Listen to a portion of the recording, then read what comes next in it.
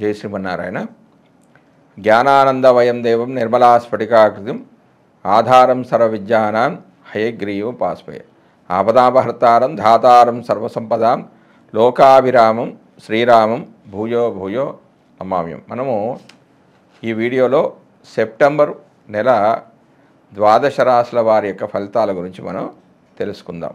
ఈ మాస ఫలితాల్లో ముఖ్యంగా రవి, కుజ, శుక్ర, బుధ గ్రహాలు ప్రముఖమైన పాత్రను వహిస్తాయి. ఆ గ్రహాలు ఏ స్థానాలుంటే శుభ ఫలితాలు ఇస్తాయి, ఏ స్థానాలుంటే అశుభ ఫలితాలు ఇస్తాయి అనే దాని గురించి మనం ఇప్పుడు తెలుసుకుందాం. ఒక మాసం తమకు అనుకూలమా ప్రతికూలమా అని గమనించేందుకు రవి, కుజ, శుక్ర, బుధ గ్రహాలను గమనించడం అనేది సాంప్రదాయం. సూర్యుడు 3, 6, 10, 11 రాశిలో సంచరించే సమయంలో మాత్రమే శుభ ఫలితాలను ఇస్తాడు. మిగిలిన సమయాల్లో అతడు సంచరించే రాశి దృష్టి ఉన్న సప్తమ రాశి విషయంలో జాగ్రత్తలు అనేవి తీసుకోవాలి. వేరువేరు జన్మరాశుల వారికి రవి సంచరిస్తున్న రాశి దృష్టి ఉన్నటువంటి రాశులు ఏ భావాలైతాయో గమనించి వానికి అనుగుణమైన ఫలితాలను నిర్దేశించాల్సి ఉంటుంది. రవి గోచారంలో వ్యతిరేకంగా ఉన్న సమయంలో అధికార ప్రభుత్వ సంబంధమైన సమస్యలు, అనారోగ్య లోపాలకు, మానసికమైన ఒత్తిడులకు అధికమైన అవకాశం అనేది ఉంటుంది. అదేవిధంగా కుజుడు గోచారంలో అననుకూలమైన రాశిలో సంచరిస్తుంటే చిన్న చిన్న ప్రమాదాలు, ఒత్తిడులు, శరీరకమైన అనారోగ్యాలు, నొప్పులకు అవకాశం అనేది అధికంగా ఉంటుంది. అంతేకాకుండా సామాజికంగా అప్పులు పెరగడం, శత్రుత్వాలు అధికం కావడం కూడా ఉంటుంది. తగిన దాన ధర్మాలు అవసరము అవుతాయి. 3, 6, 11 రాశుల్లో మాత్రమే శుభ ఫలితాలను కుజుడు ఇచ్చినప్పటికీ తాను సంచరిస్తున్న రాశి దృష్టి ఉన్నటువంటి 4, 7, 8 రాశులను కూడా ఫలితాల విషయంలో లెక్కలోకి తీసుకోవాలి. బుధుడు గోచారంలో అననుకూలమైన ప్రదేశాల్లో ఉన్నప్పుడు, అంటే వ్యతిరేక స్థానాల్లో ఉన్నప్పుడు వ్యాపారాదుల్లో లోపాలకు అధికమైన అవకాశం అనేది ఉంటుంది. ఎక్కువగా నష్టాలు వచ్చే అవకాశం అనేది ఉంటుంది. పెట్టుబడులు అనేవి ఫలించవు, స్ఫురణ శక్తి అనేది లోపిస్తుంది, శారీరక చైతన్యం తగ్గిపోయే అవకాశాలు సూచనలు కూడా ఉన్నాయి. కొంత బలహీన మనస్తత్వం, ఆలోచన తత్వంలో లోపాలకు అవకాశం అనేది ఎక్కువగా ఉంటుంది. రోగ నిరోధక శక్తి లోపించడం వల్ల కలిగే సమస్యలు పెరుగుతాయి. బుధుడు 2, 4, 6, 8, 10, 11 స్థానాల్లో శుభ ఫలితాలను ఇస్తాడు. తాను చూస్తున్న భావాలకు కూడా శుభాన్ని ఇస్తాడు. శుక్రుడు అధిక స్థానాల్లో గోచారిత్యా అనుకూలంగానే ఉన్నప్పటికీ బలహీనమైన గోచార ఫలితాలనిచ్చే స్థానంలో మనోభిష్టాలు నెరవేరక ఇబ్బంది పడుతూ ఉంటారు. శుక్రుడు ఒక రాశిలో సంచరించే కాలంలో మానసికమైన వ్యవహారాలు, ఆకర్షణలలో లోపాలు, ఇబ్బందులకు అవకాశం అనేది ఉంటుంది. శరీరంలో హార్మోన్ల లోపాలు అనేవి ఏర్పడతాయి. సమతుల్యమైన భావాలు దెబ్బతింటాయి. శుక్రుని విషయంలో 6, 7, 10 రాశుల సంచారం మాత్రం చాలా లోపమైనది. 6వ స్థానం సంచారం అధికమైన లోపంగా పరిగణిస్తారు. భార్యాభర్తల మధ్యలో అభిప్రాయ భేదాలకు కూడా ఇటువంటి అంశాలు కారణమవుతాయి. మానసికమైన ఒత్తిడి తీవ్రంగా ఉంటుంది. 1 నెల రోజులు కొంత ఎక్కువ తక్కువలతో కూడుకున్న రోజుల్లో సంచరించే గ్రహాలు ఇవి. అందువల్ల వీటి ద్వారా కలిగే ఫలితాలు ఆ మాసాదులకు చెంది ఉంటాయి. అయితే శుభ సమయంలో కార్యక్రమం ప్రారంభించి పూర్తి చేయడానికి ఇటువంటి అనుకూల గ్రహ సంచారాల వల్ల ఫలితం అనేది అధికంగా ఉంటుంది. జై శ్రీమన్నారాయణ. జ్ఞానానందవయం దేవం నిర్మలాస్ఫటికాకృతిం ఆధారం సర్వవిద్యానాం హయగ్రీవోపాస్మహే. మనము సెప్టెంబర్ నెలలో మాస ఫలితాలు వివిధ రాశుల వారికి ఎలా ఉంటాయి అనేది తెలుసుకుంటున్నాం. అందులో భాగంగా ఈరోజు కుంభరాశి వారి యొక్క ఫలితాలు తెలుసుకుందాం. కుంభరాశి వారికి రవి సెప్టెంబర్ 1 నుంచి 16 వరకు సప్తమంలో సంచరిస్తున్నాడు. తర్వాత సెప్టెంబర్ 15 నుంచి 30 వరకు అష్టమంలో సంచరిస్తున్నాడు.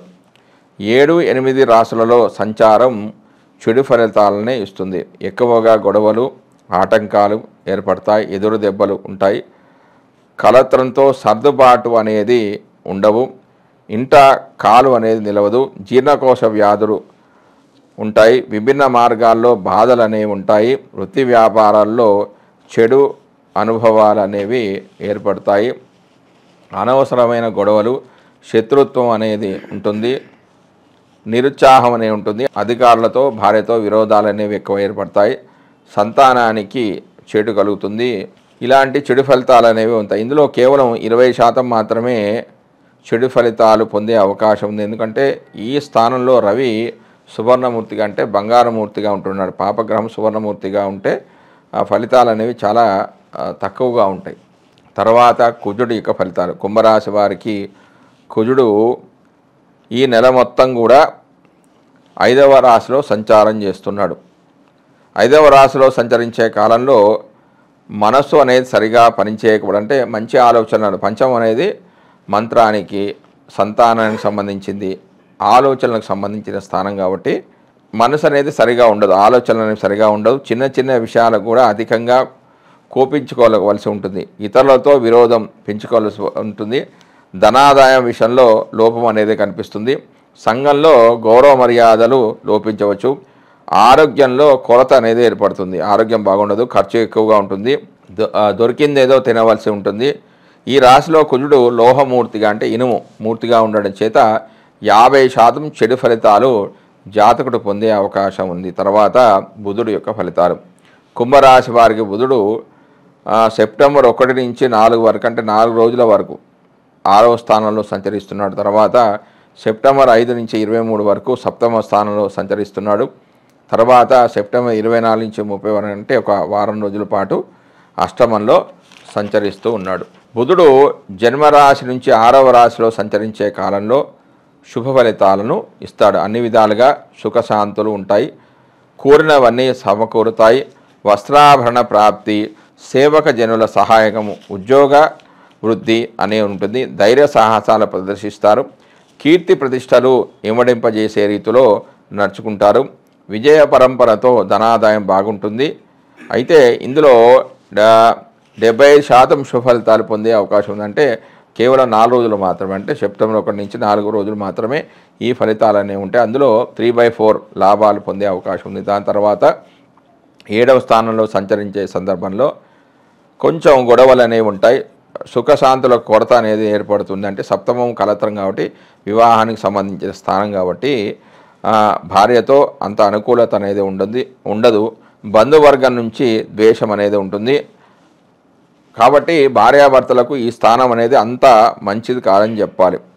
ఇందులో కూడా ఒక 70% శరీర ఫలితాలు జాతకుడు పొందే అవకాశం ఉంది. ఇక 8వ స్థానంలోకి సంచరించే సమయంలో, అంటే 8వ స్థానంలోకి ఎప్పుడు వస్తాడంటే సెప్టెంబర్ 20 నుంచి 30 వరకు, అంటే ఒక 8 రోజులు 8వ స్థానంలో సంచరిస్తుంటాడు.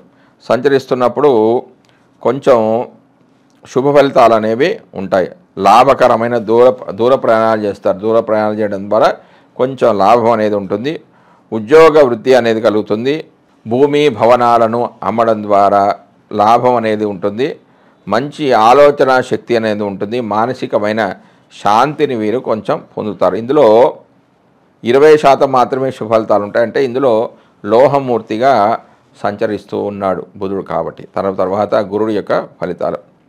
గురుడు కుంభరాశి వారికి ఈ నెల మొత్తం కూడా 4వ స్థానంలో సంచరిస్తున్నాడు. 4వ స్థానంలో సంచరించడం వల్ల, అంటే శుభగ్రహం 4వ స్థానంలో గోచారీత్యా సంచరిస్తున్నప్పుడు మంచి ఫలితాలు అనేవి ఉండవు, చెడు ఫలితాలు ఎక్కువగా ఉంటాయి.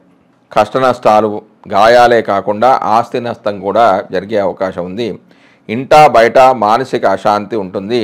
ఇంత కష్టపడినా కూడా మంచి ఫలితాలు, అంటే కష్టంలో ఎలాంటి లోపాలు లేకపోయినా కూడా లాభాలు అనేవి ఎక్కువగా రావు, పదవీ భంగం అనేది ఏర్పడుతుంది, ఉద్యోగాన్ని కోల్పోవాల్సిన పరిస్థితి కూడా వస్తుంది కొందరికి, ఖర్చులకు సరిపోయే ఆదాయం అనేది ఉండదు. అయితే ఈ 4వ స్థానానికి వేదస్థానమైన 5లో కుజుడు యొక్క సంచారం వలన చెడు ఫలితాలు అనేవి తగ్గిపోయి కేవలం 25% మాత్రమే చెడు ఫలితాలు జరిగే అవకాశం అనేది ఉంది. దాని తర్వాత శుక్రుడి యొక్క ఫలితాలు. కుంభరాశి వారికి శుక్రుడు సెప్టెంబర్ 1 నుంచి 18 వరకు అష్టమంలో సంచరిస్తూ ఉన్నాడు. తర్వాత సెప్టెంబర్ 19 నుంచి 30 వరకు 9వ స్థానంలోకి సంచరిస్తున్నాడు. 8వ స్థానంలో సంచరించే కాలంలో కష్టాలు తొలగి కోరికలు అనేవి నెరవేరుతాయి. బంధుమిత్రుల ఉత్సాహంతో సహాయ సహకారాలు అందివస్తాయి. నూతన ఉత్తేజము ఆత్మవిశ్వాసంతో పనులు సాగుతాయి. వ్యాధుల తీవ్రత అనేది తగ్గుముఖం జరుగుతుందంటే వ్యాధులు అనేవి తగ్గిపోతాయి. ఆర్థిక అభివృద్ధి అనేది ఉంటుంది. స్త్రీ మూలకంగా సుఖ సంతోషాలు అనేవి ఉంటాయి. ఇందులో ఒక 50% శుభ ఫలితాల జాతకుడు పొందుతాడు. ఎందుకంటే ఈ 8వ స్థానానికి వేదస్థానమైన 5లో కుజుడు యొక్క స్థితి చెంది ఉన్నాడు. మరియు 8వ స్థానము కుజుడికి ఈ 8వ స్థానం ఏంది? కన్యారాశి అయింది. కన్యారాశి శుక్రుడికి నీచ స్థానం కాబట్టి అంత శుభ ఫలితాలు అనేవి వచ్చే అవకాశం అనేది లేవు. దాని తర్వాత శని యొక్క ఫలితాలు. కుంభరాశి వారికి శని జన్మరాశిలో సంచరిస్తున్నాడు. అంటే కుంభరాశిలోనే శని సంచరిస్తున్నాడు కాబట్టి జన్మరాశిలో సంచరించే సమయంలో ఏలినాటి శని సమయం అంటారు. 3 విడతలు అంటే 2.5 సంవత్సరాల కాలంన 7.5 సంవత్సరాలను ఏలినాటి శని అంటే తాను ఉన్న రాశి కంటే వెనుక స్థానం అంటే 12వ స్థానము, 1వ స్థానం, 2వ స్థానం ఈ మూడింటిని కలుపుతుంటే 2.5 × 3 7.5 సంవత్సరాలు ఏలినాటి శని అంటారు. జన్మరాశిలో సంచరిస్తున్నాడంటే మధ్యలోకి వస్తున్నాడంటే 2.5 సంవత్సరాలు అయిపోయింది. తర్వాత ఇంకో 2.5 సంవత్సరాలు అంటే మధ్యలోకి వస్తున్నప్పుడు అంటే మధ్యం విడతలోకి 2.5 సంవత్సరాల కాలం. ఈ కాలంలో శని అందరినీ బాధిస్తాడు అనుకోవడం అనేది చాలా భ్రమ. ఇందులో శుభకార్యాలు కూడా జరుగుతాయి. వివాహం అనేది జరుగుతుంది. సంతానాన్ని కూడా ఇస్తాడు. అలాగే ఘోరమైన ఆపదలను కూడా కలిగిస్తాడు. అష్టక వర్గులో ఈ రాశిలో ఉండే బిందువుల సంఖ్యలను బట్టి ఫలితాల్లో మార్పులు అనేవి ఉంటాయి. సాధారణంగా ఈ కాలం అనేది అంత మంచిది కాదు. అత్యధికమైన శ్రమ ఉంటుంది. అతి కష్టపడ్డా కూడా ఫలితాలు అనేవి చాలా తక్కువగా ఉంటాయి. కుట్రలకు కుతంత్రాలకు లోను కావచ్చు. సంతానానికి కలత్రానికి కీడు అనేది జరుగుతుంది. ఇతరులతో అనవసరపు గొడవలు ఏర్పడవచ్చు. నానావిధ రోగాల బాధ అనేది వీరికి ఉంటుంది. తర్వాత రాహు యొక్క ఫలితాలు. రాహు ఈ నెల మొత్తం కూడా 2వ స్థానంలో సంచరిస్తున్నాడు. 2వ స్థానంలో సంచరించే సందర్భంలో గొడవలు ఉంటాయి. మనస్తాపం అనేది కలుగుతుంది. అపకీర్తి, ధన నష్టం అనేది కలుగుతుంది. కష్టాలు, కుటుంబంలో అశాంతి ఉంటుంది. మాట అనేది సరిగా ఉండకపోవచ్చు. పౌరుషంగా మాట్లాడతారు. కానీ ఇందులో కేవలం 50% మాత్రమే అశుభ ఫలితాలు కలుగుతాయి. ఎందుకంటే ఈ రాశిలో రాహువు లోహమూర్తిగా సంచరిస్తూ ఉన్నాడు కాబట్టి. తర్వాత కేతువు యొక్క ఫలితాలు. కుంభరాశి వారి కేతువు ఈ నెల మొత్తం కూడా 8వ స్థానంలో సంచరిస్తూ ఉన్నాడు. 8వ స్థానంలో చెడు ఫలితాలే ఎక్కువగా ఉంటాయి. ఆందోళన, జంతువుల వలన భయము, కార్యనాశనం కావడం, పనులన్నీ చెడిపోవడము, ప్రయాణాలు చేయడం ద్వారా ఆయాసము, ప్రభుత్వ దండన అంటే పెనాల్టీ ఎదుర్కొనవలసి రావడం, విచారం వంటి ఫలితాలు ఉంటాయి. ఈ రాశిలో కేతువు లోహమూర్తిగా ఉండడం చేత కేవలము 50% మాత్రమే చెడు ఫలితాలు పొందే అవకాశం ఉంది. ఇక ఈ కుంభరాశిలో ఉన్న 3 నక్షత్రాలు ధనిష్ట, శతభిషము, పూర్వభాద్ర. ధనిష్ట నక్షత్రానికి అధిపతి కుజుడు, శతభిష నక్షత్రానికి అధిపతి రాహు, పూర్వభాద్ర నక్షత్రానికి అధిపతి గురువు. కాబట్టి ఈ రాశికి అధిపతి శని కాబట్టి శనికి సంబంధించిన తైలాభిషేకం చేసుకోవాలంటే ప్రతి శనివారం 6 నుంచి 7 మధ్యలో కొంచెం నల్ల నువ్వులు పోస్తూ దానిపైన నువ్వులతో అభిషేకం చేస్తూ ఓం శం శనియే నమః లేకుంటే నీలాంజన సమాభాసం రవిపుత్ర విమాగ్రజం ఛాయామాత్రాణ సమూతం తం నమామి శనీశ్వరం అనేది ప్రతి శనివారం చేస్తూ ఉండాలి. మరియు దీనికి ఇందులో ధనిష్ట నక్షత్రం ఉంది కాబట్టి ధనిష్ట నక్షత్రానికి అధిపతి కుజుడు కాబట్టి సుబ్రహ్మణ్య స్వామికి కూడా ఒక 7 మంగళవారాలు అభిషేకం చేసుకుంటే చాలా మంచిది.